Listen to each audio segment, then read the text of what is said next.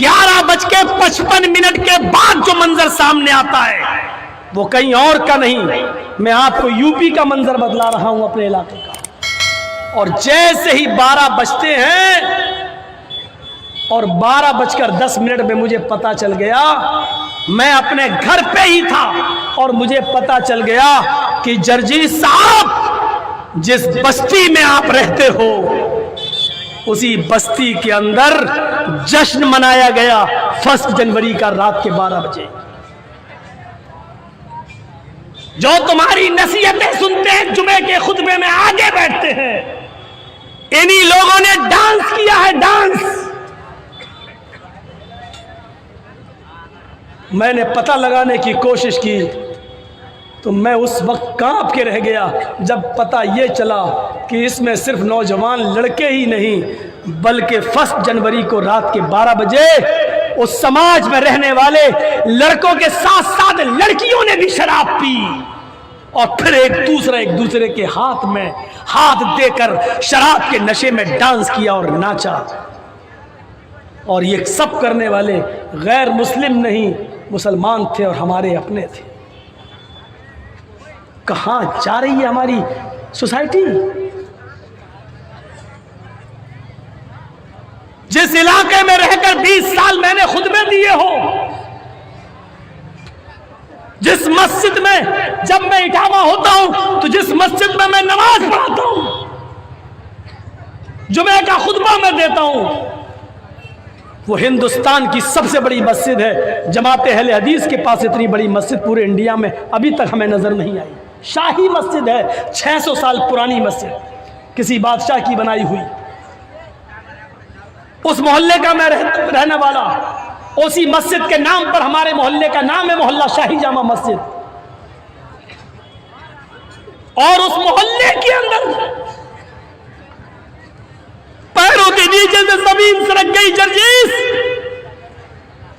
20 سال تیری تقریر اور تیرے خطبے کا یہ رزلٹ نکلا ہے، یہ صلہ دیا ہے تیری قوم کے لوگوں نے، نوجوان نسل نے، جن کے تم امام ہو، جن کے تم قائد ہو، جس بستی میں تم رہ رہے ہو۔ شراب کے نشے میں لڑکے اور لڑکیاں کہاں جا رہے ہیں؟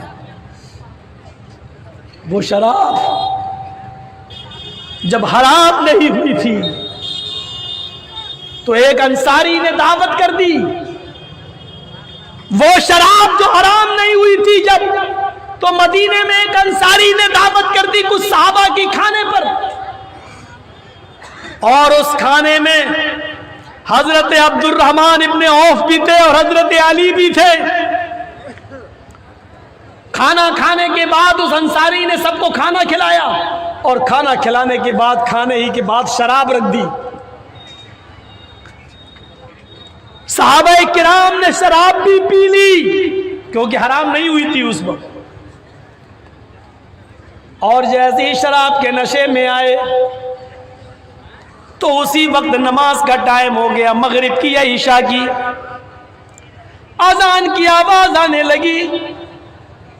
اس انصاری نوجوان نے جس نے دعوت کی تھی اپنے گھر پر، اس نے وہیں پر چٹائی بچھا دی اور کہا کہ لوگوں، ہم نے اور تم نے شراب پی رکھی ہے، اس لیے اس حال میں مسجد میں نہ جائیں، یہی نماز پڑھ لیتے ہیں۔ ایک صحابی کو نماز پڑھانے کے لیے کھڑا کر دیا اور باقی سارے صحابہ اس کے پیچھے نماز پڑھنے لگے۔ راوی کو شک ہے وہ مغرب کی نماز تھی یا عشاء کی، اور نماز کی نیت جیسی باندھی، اللہ اکبر، ثنا پڑھنے کے بعد تلاوت ہونے لگی، اور قرآن کی یہ 7 آیتیں تو بالکل صحیح پڑھ لی گئیں۔ الحمدللہ رب العالمین الرحمن الرحیم مالک یوم الدین ایاک نعبد و ایاک نستعین اہدنا الصراط المستقیم صراط الذین انعمت علیہم غیر المغضوب علیہم ولا الضالین، آمین۔ یہاں تک تو اس صحابی نے آیتیں صحیح پڑھی، لیکن شراب کا نشہ جب کھوپڑی پہ چڑھنے لگا تو اس کے بعد جب انہوں نے قرآن کی جو سورت پڑھی تو اس میں گڑبڑا گئے اور نشے کی حالت میں وہ قرآن غلط پڑھنے لگے. سورہ کافرون کی تلاوت کر رہے تھے. قُلْ يَا أَيُّهَا الْكَافِرُونَ لَا أَعْبُدُ مَا تَعْبُدُونَ. سورہ کافرون کی تلاوت یہ ہے کہ اے محمد صلی اللہ علیہ وسلم کہہ دو کہ اے کافرو لا اعبد ما تعبدون، میں ان کی عبادت نہیں کرتا جن کی عبادت تم کرتے ہو، میں ان خداؤں کو نہیں پوچھتا جن کو تم پوچھتے ہو. لیکن وہ صحابی گڑبڑا گئے اور انہوں نے قرآن کی آیت سورت اس طریقے سے پڑھ دی. قُلْ يَا أَيُّهَا الْكَافِرُونَ نَحْنُ نَعْبُدُ مَا تَعْبُدُونَ. اے کافرو ہم بھی ان کی عبادت کرتے ہیں، ان جھوٹے خداؤں کو ہم بھی مانتے اور پوجتے ہیں جن کی عبادت تم کرتے ہو، جن کی پوجا تم کرتے ہو ان کی ہم بھی کرتے ہیں. قرآن کا معنی ہی بدل گیا، آیت ہی غلط پڑھ دی. اللہ اللہ کر کے کسی طریقے سے نماز پڑھ لی گئی، لیکن یہاں نماز پڑھی، وہاں اللہ تعالیٰ نے جبرائیل کو بھیجا اور محمد رسول اللہ کو باخبر کر دیا. قرآن کی آیت نازل ہوتی ہے یا ایھا الذین آمنوا لا تقربوا الصلاۃ وانتم سکارا حتی تعلموا ما تقولون. اے ایمان والو تم اس وقت تک نماز کے قریب مت جایا کرو جب تم نشے میں ہوا کرو، جب تم شراب پی لیا کرو تو تم نماز نہ پڑھا کرو، اور اس وقت تک نماز نہ پڑھو جب تک کہ تم نشے میں ہو. جب نشہ اتر جائے تب تم مسجد میں جایا کرو اور اس وقت نماز پڑھا کرو جب تمہارے منہ سے جو نکل رہا تم اس کو سمجھنے لگو. حتی تعلموا ما تقولون، جو تم بول رہے ہو اس کو سمجھنے لگو کہ میں کیا بول رہا ہوں، تب تم نماز پڑھنے جاؤ. اس آیت نے صحابہ کرام کی زندگی بدل دی. یا اللہ اب ہمارے یہ دن آ گئے، اب ہمیں اللہ تعالیٰ نے یہ کہہ دیا کہ تم نماز مت پڑھو جب تم نشے میں ہو، یعنی نماز کے لیے روک دیا گیا. یہ شراب اتنی بری چیز ہے، اس کو پینے کے بعد جب ہم نشہ آ جائے تو نماز نہ پڑھیں. یا اللہ ایسا کیسے ہو سکتا ہے؟ کیا ہم شراب پی کر نماز کو چھوڑ دیں یا نماز کے لیے ہم شراب کو چھوڑ دیں؟ دونوں میں سے ایک چیز چھوڑنا پڑے گی. کیا میں شراب پی لوں تو نماز چھوڑوں یا نماز کے لیے شراب چھوڑوں؟ صحابہ کا ایمان اتنا مضبوط تھا، کہنے لگے اے اللہ یہ کیسے ہو سکتا ہے کہ میں شراب پی کر نماز چھوڑ دوں؟ اے اللہ ہزاروں شراب قربان لیکن نماز کو قربان نہیں ہونے دوں گا. اب صحابہ نے ٹائم ٹیبل چینج کر دیا اور وہ اب دیکھتے تھے کہ ظہر کا وقت قریب ہے تو شراب ہی نہیں پیتے تھے. نہیں ظہر کے بعد پیئیں گے. نماز پڑھ کے آئے، نہیں پہلے کھانا کھا لو، ابھی شراب پیئیں گے تو گھر میں اچھا نہیں لگے گا. بیوی کھانا کھا لو، کھانا نہ کھایا، کھانا کھانے کے بعد تو نیند اپنے آپ آنے لگی. عرب کے اندر قیلولے کی عادت تھی، سو گئے. ارے نیند تو ایسی آ رہی، شراب پینے کی کیا ضرورت ہے؟ اب اٹھے چلو اب پی لے شراب. ارے اب کیا پیئے، اب تو عصر کی نماز کا وقت ہو گیا ہے، اگر پیئیں گے تو نشہ آ جائے گا، نشہ آئے گا تو پھر ہم شراب ہم نماز نہیں پڑھ پائیں گے اور نماز چھوٹ گئی تو یہ بہت بڑا گناہ ہوگا. ہم جان بوجھ کر نہیں اس نے بہت سے صحابہ کی نمازیں شراب چھڑوا دی. لیکن ایک مجلس میں جب شراب کا دور چلنے لگا تو انصاری مہاجر انصاریوں کو گالی دینے لگے. شراب کے نشے میں انصاری مہاجر کہنے لگے اے مدینے والو تم ہمارے نوکر ہو، اے مدینے والو، اے انصاری ہو، ہم سب سے افضل ہیں، ہم تو محمد رسول اللہ کی قوم کے ہیں، ہم تو قریشی لوگ ہیں، اللہ کے نبی ہمارے خاندان میں آئے ہیں، اس لیے ہم تم سے افضل ہیں. انصاری بھی شراب کے نشے میں الٹا سیدھا بولنے لگے ارے اے مکے والو تم ہم سے بڑے ہو، تم ہم سے اونچے ہو، ارے رہنے کو گھر نہیں تھا، مکے سے نکالے گئے ہو، ہم نے تمہیں رہنے کو گھر دیا، تم بھوکے تھے ہم نے تمہیں کھانا دیا، پہننے کو کپڑے نہیں تھے ہم نے تمہیں پہننے کو کپڑے دیے، اور آج ہماری بلی ہمیں کو میاؤں، ہماری بلی آج ہمیں کو گھرا رہی ہے، ہم سے کہہ رہے ہم تم سے بڑے ہیں، تم ہم سے بڑے ہو نہیں سکتے، تم کو پناہ ہم نے دی، اپنے گھر میں ہم نے رکھا تم کو، ہم سب سے اوپر۔ اللہ کے نبی کے کانوں میں آواز گئی، انصاری اپنے آپ کو بڑا کہہ رہے ہیں اور مہاجر اپنے آپ کو۔ اللہ کے نبی نے کہا اللہ کیا میں یہی دن دیکھنے کے لیے زندہ ہوں جس چیز کو ہم ختم کرنے آئے تھے، امیری و غریبی کو مٹانے آئے تھے، ذات پات ختم کرنے آئے تھے، اونچ نیچ ختم کرنے آئے تھے، تقوی کی بنیاد پر کسی کو بڑا اور چھوٹا بنانے آئے تھے، آج یہ لوگ آپس میں لڑ رہے ہیں، اے اللہ تو شراب کے بارے میں کوئی حکم نافذ فرما دے۔ یہاں اللہ کے نبی نے اللہ سے دعا کی اور ادھر قرآن کی آیت نازل ہوتی ہے، یا ایھا الذین آمنوا انما الخمر والمیسر والانصاب والازلام رجس من عمل الشیطان، آج کے بعد تمہارے اوپر شراب بھی اور جوا بھی اور بتوں کے تھان بھی اور فال کے تیر، جوئے کے پانسے، یہ ساری چیزیں حرام ہیں، رجس من عمل الشیطان، تمہارے اوپر حرام قرار دے دی گئی ہے، شیطان کی گندگی ہے، ان سے بچو۔ لیجئے اب حرام کر دی گئی ہمیشہ کی شراب۔ جب اللہ کے نبی کے زمانے میں شراب حرام ہو گئی، صحابہ نے چھوڑ دی، جس حال میں شراب رکھی تھی اسی حال میں پھینک دی، شراب پانی کی طرح بہائی گئی۔ اب غور سے سننا، اور اے نوجوانوں یہ واقعہ تمہارے لیے، اور سنو یہ واقعہ بڑا دلچسپ ہے جو میں تمہیں سنانے جا رہا ہوں، اس سے تمہیں شراب کی برائی نظر آئے گی۔ سنو، جو واقعہ میں تمہیں سنانے جا رہا ہوں یہ تمہارے دل کو جھنجھوڑ دے گا، تمہارے آنکھوں میں آنسو لے آئے گا، یہ واقعہ تمہارے دلوں میں عبرت پیدا کر دے گا۔ سنیے، اللہ کے نبی نے جب شراب حرام کر دی تو زندگی بھر پھر کسی صحابی نے شراب کو ہاتھ نہیں لگایا۔ اللہ کے نبی اس دنیا سے چلے گئے، ابو بکر کا زمانہ آیا، 2 سال وہ زندہ رہے، خلیفہ رہے، شراب ان کے زمانے میں بھی حرام رہی اور صحابہ نے بالکل شراب چھوڑ دی۔ پھر حضرت عمر کا زمانہ آیا، حضرت عمر 10 سال خلیفہ رہے، 4-5 سال تک کسی نے شراب نہیں پی، کیونکہ جانتے تھے شراب پینے کی ایک سزا متعین ہے، 40 کوڑے مارے جائیں گے، 40 کوڑے۔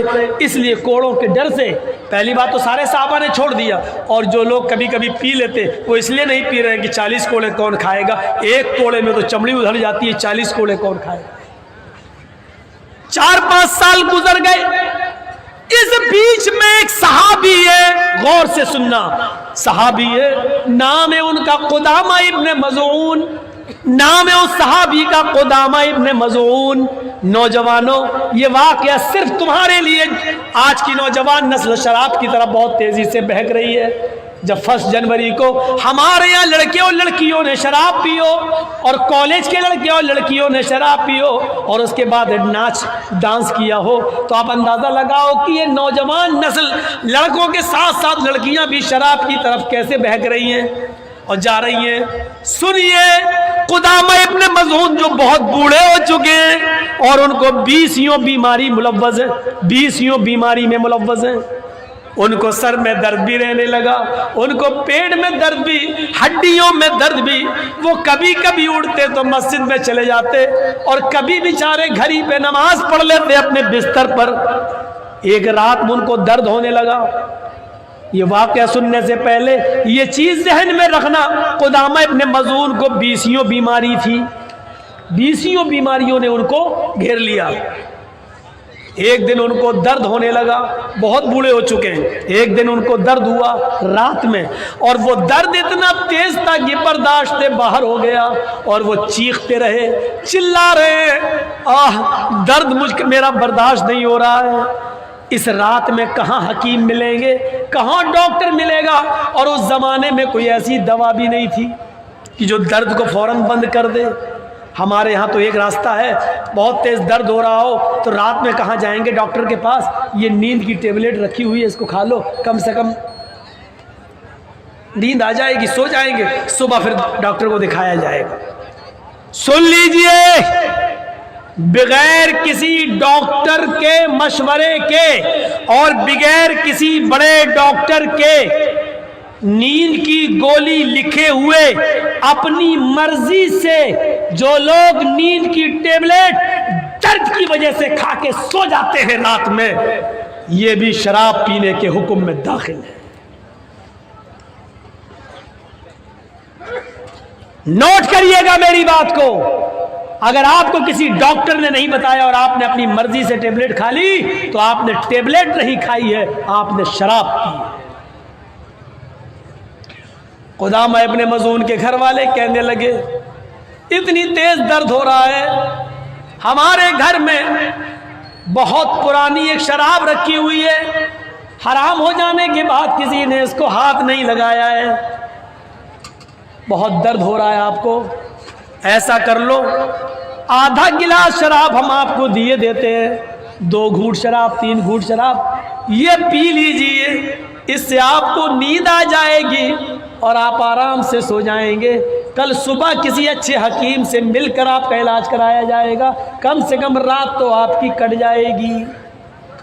قدامہ ابن مظعون نے سوچا کہ مجھے 20 بیماری ہے اور درد بہت زیادہ ہے، اس لیے مجبوری میں شامل ہے، لہذا ایسی مجبوری میں شراب پینا کوئی بری بات نہیں ہے۔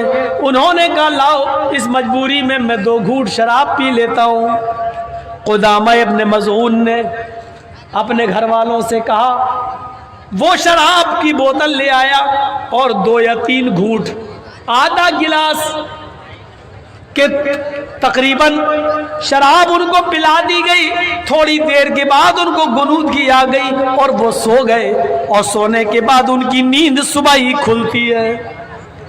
لیکن صبح تک یہ خبر 2-3 صحابیوں کو پتہ چل گئی، جن میں ابو ہریرہ بھی شامل تھے، اور یہ لوگ حضرت عمر فاروق کے پاس آئے اور کہنے لگے امیر المومنین کیا شراب حرام نہیں ہوئی ہے؟ ہاں ہو گئی ہے۔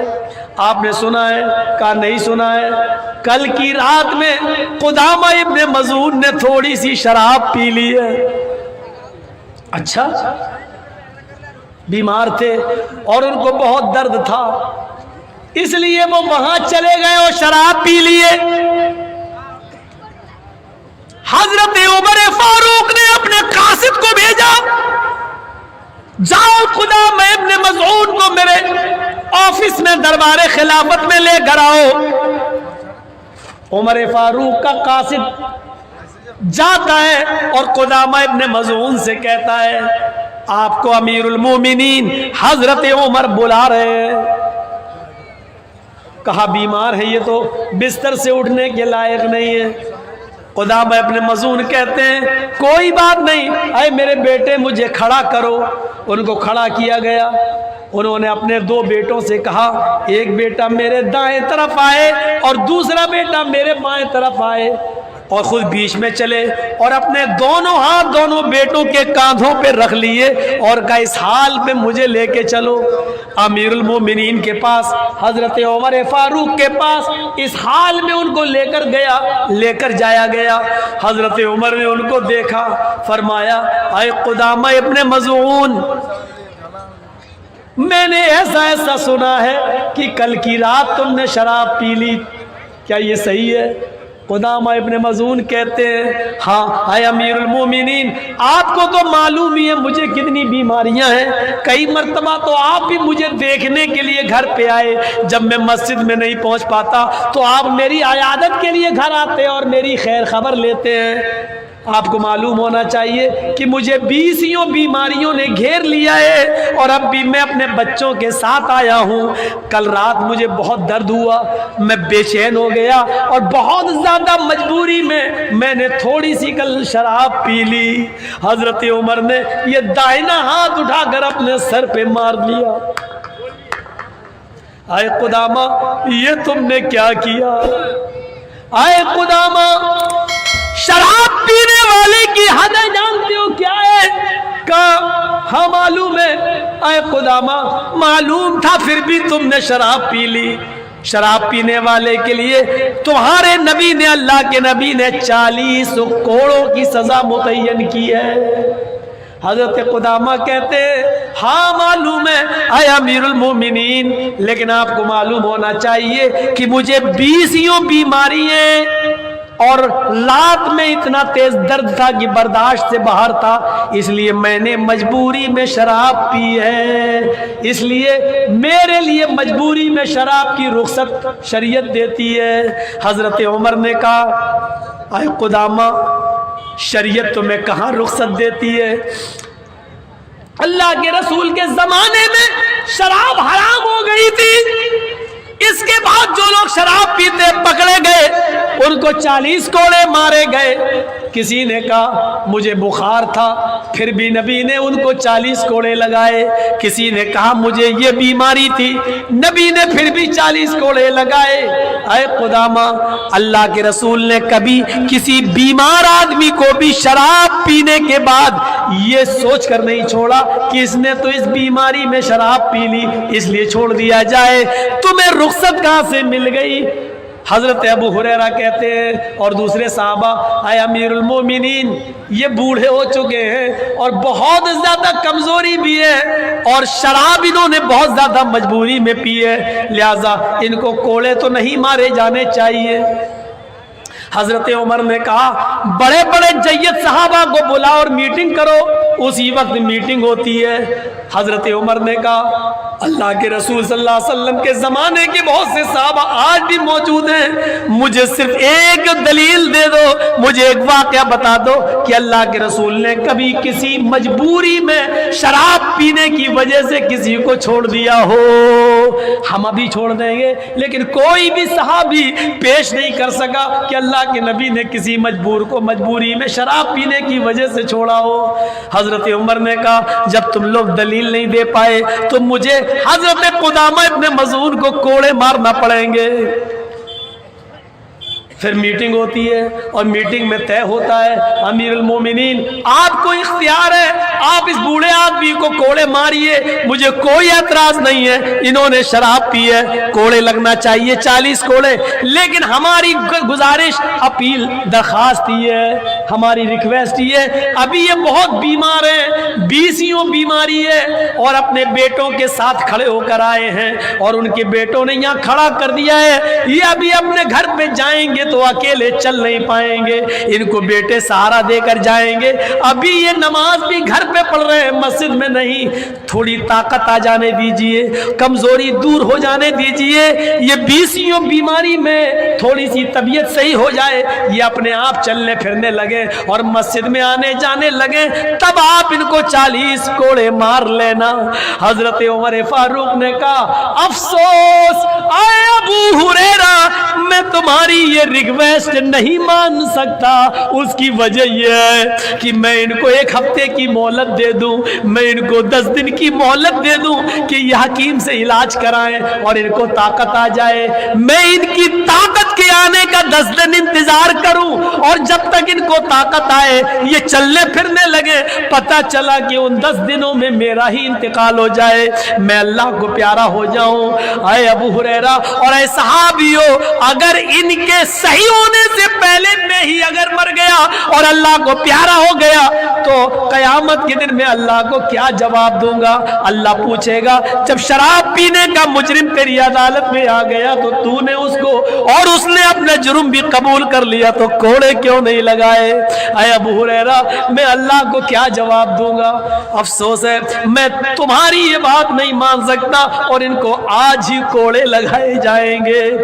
بیسیوں بیماری میں مبتلا ہونے کے باوجود اپنے آپ چلنے پھرنے کے لائق نہیں ہے، اپنے بیٹوں کے سہارے چل کے آئے، اس کے باوجود ان کو کہا گیا کھڑے ہو جاؤ، وہ کھڑے ہو گئے، کہا گیا اوپر کی قمیض اتارو، کرتا اوپر کا اتارا گیا، کہا لنگی ان کی ٹائٹ باندھو، ان کی لنگی ٹائٹ باندھ دی گئی اور کوڑے مارنے والے کو حضرت عمر نے بلایا اور کہا ان کی پیٹھ پر 40 کوڑے مارو۔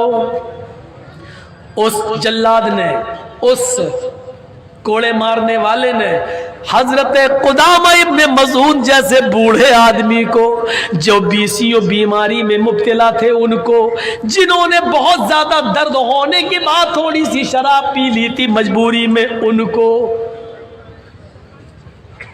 آدھا گلاس صرف 2-3 گھونٹ شراب پی لی تھی بس، وہ بھی مجبوری میں ان کو اس حال میں کوڑے مارے جا رہے ہیں۔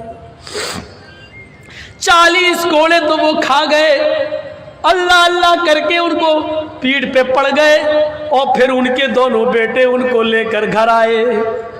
جو چیز مجھے بتانا ہے وہ یہ کہ 40 کوڑے کھانے کے بعد پھر قدامہ ابن مظعون 2 سال یا 3 سال تک زندہ رہے۔ پڑھی علی صحابہ فی تمیز الصحابہ حافظ احمد ابن حجر اسقلانی کی۔ میرے بھائیو ذرا غور سے سنیے، 2 یا 3 سال زندہ رہے، لیکن یہ بوڑھے آدمی اور 20 بیماری میں مبتلا تھے۔ 40 کوڑے کھانے کے بعد ان کی صحت اتنی گر گئی کہ 40 کوڑے کھانے کے بعد 2 یا 3 سال پھر بستر ہی پر پڑے رہے، پھر ایک بھی نماز پڑھنے کے لیے وہ مسجد میں نہیں جا سکے، اور ان کی ہڈیوں میں اتنا درد ہو گیا تھا کوڑے کھانے کے بعد کہ پھر وہ پیشاب اور پائخانہ کرنے کے بھی محتاج ہو گئے۔ اسی بستر پہ ان کو کرایا جاتا اور باہر لیٹرین پھینک دی جاتی، اور پھر اس 40 کوڑے کھانے کے بعد 2 یا 3 سال اسی بستر پر رہے، اور اسی بستر پر ان کا انتقال ہو گیا۔ پھر وہ پوری زندگی اپنے پیروں پر کھڑے نہیں ہو سکے۔ اس منظر کو سوچئے اور اپنے دلوں میں جھانکیے۔ اے نوجوانوں، تم تو اتنے بوڑھے بھی نہیں ہو، اتنی مجبوری بھی نہیں ہے، اور اتنی مجبوری ہو بھی تب بھی شراب جائز نہیں ہے۔ پھر تمہیں حالت تندرستی میں اور ہٹے کھٹے ہونے کے بعد تمہیں شراب پینے کی اجازت کون سا سماج دیتا ہے؟ اور افسوس ہے اس سماج پر، لڑکے لڑکی کی پنچایت بٹھا لی جائے، لیکن جس کی بیماری میں بھی شراب پینے کی اجازت نہ ہو، ایسے آدمی کو معاشرے میں اور سماج میں رہنے کی اور کھل کر شراب پینے کی اجازت ہو، اور اس کے بارے میں کوئی پنچایت بھی نہ بیٹھتی ہو۔ افسوس ہے ایسے سماج پر، افسوس ہے ایسی سوسائٹی پر، اور افسوس ہے ایسے فیصلہ کرنے والوں پر جو اپنے مطلب کے فیصلے تو کرتے ہیں، اور شرابیوں کے لیے اور زناکاروں کے لیے کوئی پنچایت نہیں بیٹھتی۔ شراب میں پیسہ خرچ ہو، یہ بھی فضول خرچی۔ تو جب دینی کاموں میں فضول خرچی جائز نہیں ہے تو ان چیزوں میں فضول خرچی کہاں سے جائز ہو جائے گی؟ 2 گھنٹے ہو گئے ہیں، 2:45 سے 4:45 تک میں نے آپ کے سامنے خطاب کر دیا۔ ایک بات بہت غور سے سن لیں، ہرن پور والے بھی، ہاتھ کاٹھی والے بھی، اور یہاں سے جہاں جہاں میرے پروگرام ہیں جھارکھنڈ میں وہ بھی، یہ طریقہ آپ کا بہت غلط ہے کہ آپ مجھے کہیں کہ آپ کو 12 بجے ٹائم دیا جائے گا اور ٹائم دیں مجھے 1:45 بجے، غلط ہے۔ میں 12 بجے کے بعد اب کہیں ٹائم نہیں لوں گا۔ آپ یاد رکھیے گا، کسی بھی جگہ آپ کے مدرسے کا چندہ ہے، آپ 10 بجے سے 12 بجے تک خوب چندہ کریے، لیکن 12 بجے کے بعد اگر ہمیں ٹائم ملے گا ہم ٹائم نہیں لیں گے۔ غور سے سن لیجیے آپ، یہ بہت بڑا طریقہ غلط ہے۔ آپ 12 بجے مجھے کہیں اور 12 بجے سے میں کتاب پڑھ رہا ہوں، میں انتظار کر رہا ہوں آپ آئیں اور مجھے ٹائم دیں آپ 1:45 بجے، نہ میں شروع میں سو سکوں نہ آخر، اور میرا کل بھی پروگرام ہے، پھر پرسوں ہمیں 1:30 پہ جانا ہے، تاریخ ہے ہماری، پھر کورٹ میں بنارس۔ تو میرے بھائیوں، ہم بھی انسان ہیں، کوئی جنریٹر نہیں، ایک معیار بنائیے 10 سے 12، صرف جھارکھنڈ اور بہار کے لیے۔ بنگال والے تو بہت اچھا کام کر رہے ہیں، 10 بجے ٹائم دے دیتے ہیں اور 12 بجے جلسہ ختم ہے۔ جلسے کا اصل ٹائم یہی ہوتا ہے 10 سے 12، لیکن چلیے آپ کے ہاں اگر اور بڑھ سکتا ہے تو 12 بجے بھی بہت ہو گیا بھائی۔ آپ کتنا چندہ کریں گے؟ اور اتنا چندہ ہوا کہ میری تقریر ہو رہی تھی اور وہاں چندہ گنا جا رہا تھا، لیکن صبح اگر پوچھو گے کمیٹی والوں سے تو کیا کہیں گے؟ چندہ ہی نہیں ہوا، لوگوں نے دیا ہی نہیں ہے۔ میری 20 سال کی پوری زندگی گزر گئی جلسوں میں، آج تک مجھے کسی مدرسے میں کوئی ایسا آدمی نہیں ملا جو یہ کہے کہ بہت اچھا چندہ ہوا ہے۔ ماشاءاللہ 20 سال میں ابھی تک تو مجھے کسی نے نہیں کہا کہ بہت اچھا چندہ ہوا ہے، چاہے کتنا ہو جائے وہ یہی کہیں گے ہوا ہی نہیں، مولانا بہت کم چندہ ہوا ہے، ملا ہی نہیں۔ تو یہ ناشکری بھی نہیں ہونی چاہیے، جتنا ہوا ہے یہ دعا کرو کہ اللہ تعالیٰ اسی میں آپ کا، کیونکہ آپ کو اپنے پاس تو رکھنا نہیں ہے، مدرسہ اللہ کے لیے آپ نے چلایا ہے، اللہ اس میں برکت دے گا، اللہ تو وہ ہے میرے بھائیوں کہ جو ایک گلاس دودھ کو 116 صحابہ کو پلوا دیا نبی اکرم صلی اللہ علیہ وسلم نے، جو معجزہ تھا۔ تو آپ مدرسے اللہ کے لیے نیت کریے، خلوص ہو تو انشاءاللہ جتنا کم چندہ ہوگا اسی میں برکت ہوگی اور پورے سال آپ کا خرچہ چلے گا۔ اللہ تعالیٰ سے دعا کریے بار الہ ہماری خطاؤں کو معاف فرما دے، گناہوں کو بخش دے، فضول خرچی سے ہمیں بچائے، ہمارے معاشرے کی اصلاح فرمائے، ہمیں صحیح سمت میں چلنے کی توفیق عطا فرمائے، جب تک زندہ رکھے اسلام پہ زندہ رکھے، خاتمہ ہو تو ایمان پر خاتمہ فرمائے۔ وما علینا الا البلاغ المبین وآخر دعوانا ان الحمد للہ رب العالمین۔ السلام علیکم ورحمۃ اللہ وبرکاتہ۔